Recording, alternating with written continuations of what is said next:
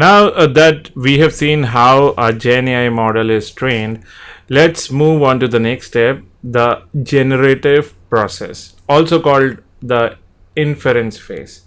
This is where the magic happens in real time. Once a model is fully trained, it can start generating new content based on your input or prompt. For example, if I have to type once upon a time into a language model like GPT, it might respond with there was an old man who lived in a village, right? Or there was a dragon who did something. And it keeps predicting the next word, one token at a time, based on everything it has learned during the training. So if I show you one example, let's say if I go over here and if I just type once, this is ChatGPT. I hope most of you are familiar with ChatGPT. This is the popular AI LLM model, right? So I'll just write once upon a time, and you can see I'm getting a lot of suggestions. If I click on any one of these, it will start writing the entire story on it, right? And every time it's gonna write a new story. This is a unique concept from the training it has actually got. So you're gonna see a story over here, right? And now in the case of image models like stable diffusion, let's say you give a prompt like a cat wearing a spacesuit on Mars. The process starts with complete random noise over multiple steps. The model refines the noise using what it has learned gradually, creating a realistic image that matches the prompt. The entire phase is what we call inference. The model isn't copying from any training data, it's generating something completely new based on probabilities and patterns it has learned. So that's what the key concept in inference, where the prompt is sent to the model and the output is being retrieved in a form of a text, in a form of an image. So when it is text, the next token is predicted. In case of image, all the noise is again comes into the clarity as a final image, and the output depends on the training of that particular model and the prompt that we have inputted, right? So models are not retrieving data from any sources, they are generating it on the fly. You are actually getting the new code.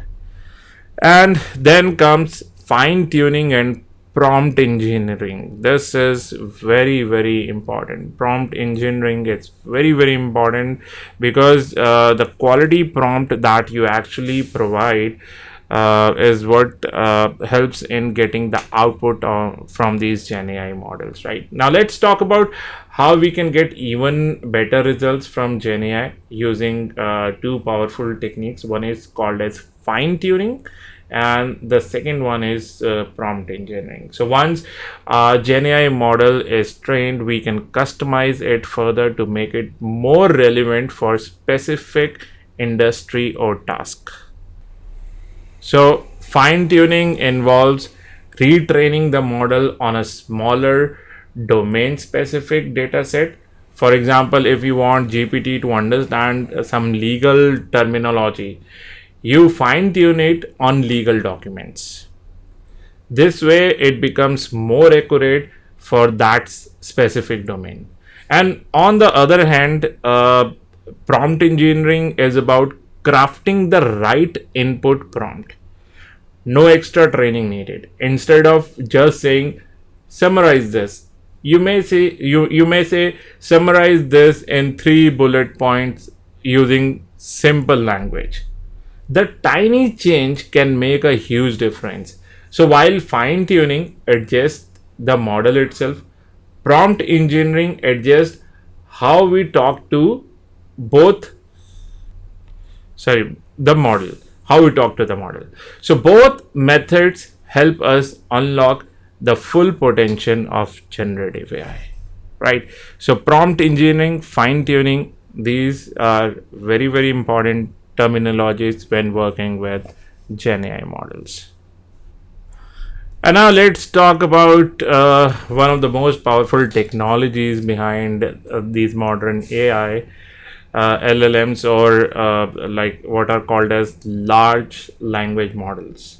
So these are advanced AI system. You may have heard about LLMs a lot of time these days. So these are basically advanced AI system designed to understand and generate human-like language. They are called large because they contain billions, even trillions of parameters, which are like tiny knobs the model adjusts during the learning. These models are trained on huge amount of data set, such as websites, books, code, or repositories or more.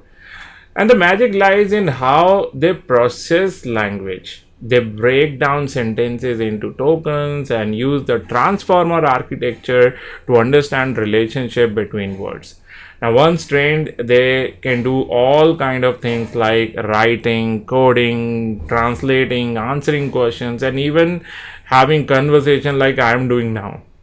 So popular LLMs include GPT-4 by OpenAI, Cloud by Anthropic, Gemini by Google, and Llama by Meta. However, LLMs also have limitations. They might generate false information or misunderstand complex content. Despite these challenges, they are transforming industry, education, and the way we interact with technology.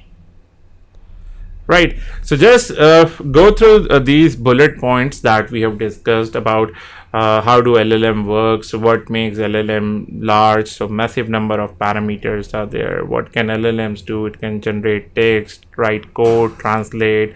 Chatbots are there, right? And what is the difference in training versus inference? So training refers to learning patterns from massive data. Inference is responding to user prompt using the learned knowledge, right? Inference happens when you use ChatGPT or the Gemini AI. And limitations, we know that at times we may get some false information, some hallucination sort of thing as well, right?